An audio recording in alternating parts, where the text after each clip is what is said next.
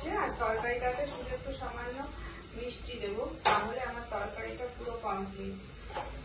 এদিকে সব আর তোমাদের আমার দেখছে তাদেরকে অনেক ধন্যবাদ, অনেক ভালোবাসা। আমার সাথে থাকবো, পাশে থাকছো, আর তোমরা এত সুন্দর সুন্দর ভালো কমেন্ট করছো। আমার কমেন্টগুলো দেখতে খুব ভালো লাগে, আরো বেশি বেশি করে এত সুন্দর সুন্দর কমেন্ট করবো, তাহলে ভালো লাগবে।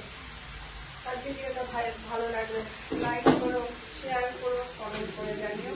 তবে হ্যাঁ, আমি এখন এই রুটি তরকারি খাবো না, এখন আমি স্নানে যাব, স্নান করে এসে তারপরে আমি পুজো দিয়ে তারপরে রুটি খাবো। কেননা রুটিতে 10টা বাজতে যায়, একটু বাকি আছে, 10টা বাজতে, তারপরে দেখি একটু বেরোবো।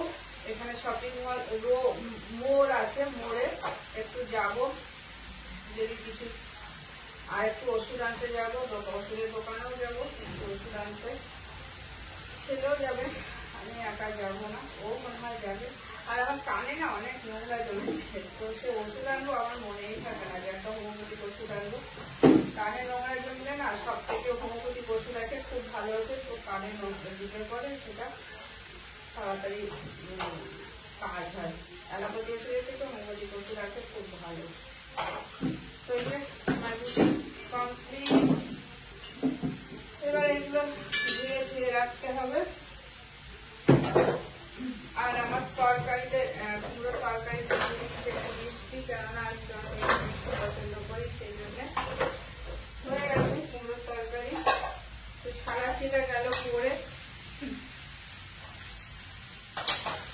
তরকারিটা হয়ে গেছে। আর আমি এর মধ্যে দিয়ে দেবো সামান্য একটু জল। চলো তরকারি হয়ে গেছে, আমার পুরো তরকারি।